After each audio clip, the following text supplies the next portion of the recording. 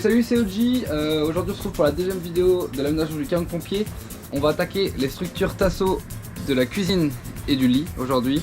On va essayer aussi de poser des fonds de tiroir du coup de la cuisine et des box qu'on a fait la dernière fois dans la première vidéo. Ok, donc du coup là on se retrouve au même stade qu'à la première vidéo. Donc ce qui va se passer, c'est qu'on va venir poser du coup notre structure lit sur la structure banquette.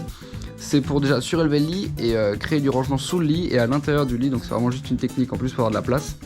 Le lit va être surélevé de 25 cm en hauteur, il fera 1,55 m en large et 1,75 m en longueur, donc pour moi qui est grand, ce sera nickel pour dormir genre en diagonale on va dire.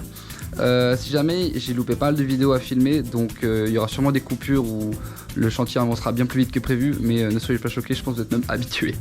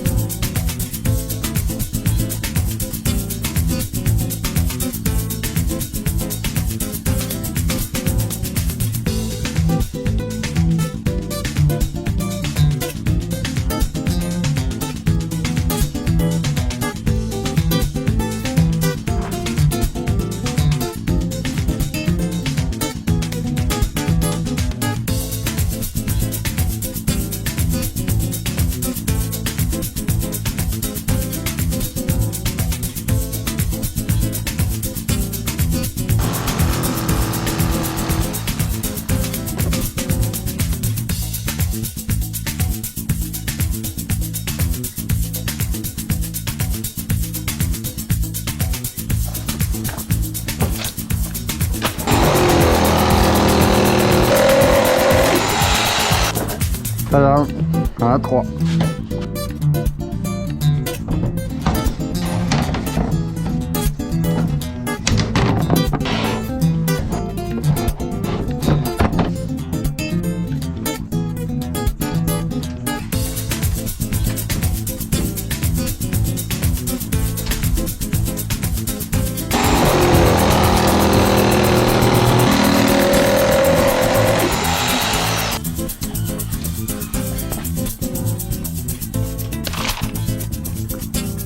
Enfin.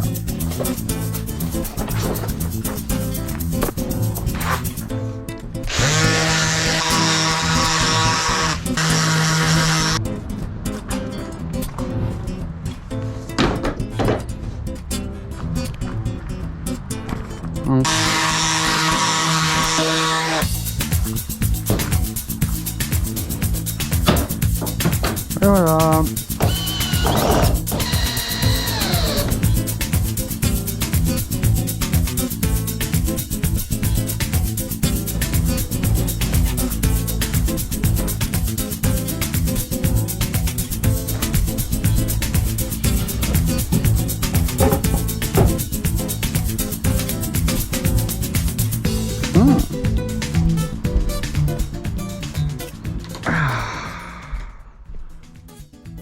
Ouais, alors du coup on va faire un petit topo sur ce qui s'est passé donc dans cette partie 2.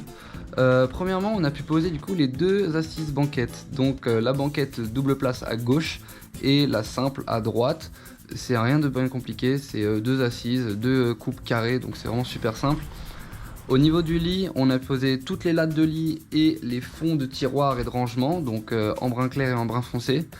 C'est juste, je fais un petit aparté là-dessus parce que c'est un matériel un peu spécial que j'ai utilisé, j'ai jamais vu dans d'autres vidéos, donc voilà. c'est en fait un faux plancher, ou du moins un plancher stratifié, que j'ai récupéré chez un client qui voulait jeter à la déchetterie. Donc niveau budget c'est nickel, ça m'a coûté 0€, il m'en a donné énormément, donc je peux m'en servir pour tout.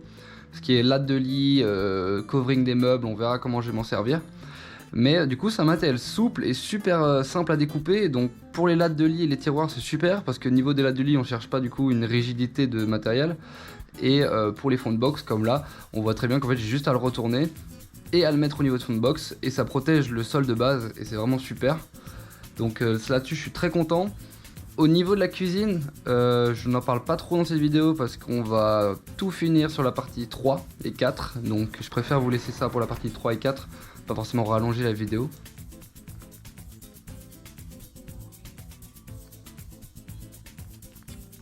Donc derrière le van ça rend comme ça, donc je vais un peu pouvoir vous schématiser, que vous vous rendez compte des choses. Donc déjà on a pu créer énormément de rangements dans cette vidéo. On voit sous le lit, donc le seul sol blanc encore. C'est un endroit que je compte garder soit pour ranger du coup des vélos, des mobilités, trottinettes électriques ou ce genre de choses, ou un matelas pour une troisième personne vu que c'est un véhicule 3 places. Ça peut être une idée, on verra avec le temps. Au niveau du dessous de lit, donc là vu que le fait de rehausser notre lit de 25 cm, ça va créer des énormes rangements. Là on a 1,60 m de large, du moins de long plutôt, et 25 cm de haut. Donc niveau habit tout ça on est vraiment genre max. Et donc pour les box c'est aussi quelque chose que j'ai protégé, donc toujours avec le plancher. C'est sûrement des rangements que je vais garder pour les skis, pour le snow, pour les parasols, ce genre de choses super longues. Vu que c'est des box qui vont très loin, qui font presque au moins 2,50 m, 2,60 m de long. Donc vraiment ça crée un espace énorme. Je suis très content d'avoir autant de rangements parce que du coup je peux partir n'importe où avec n'importe quoi. Donc ça c'est vraiment génial. Donc voilà, ça c'était la fin de la partie 2. On se retrouve de toute façon dans une semaine pour la partie 3. C'était OG et je vous fais des bisous.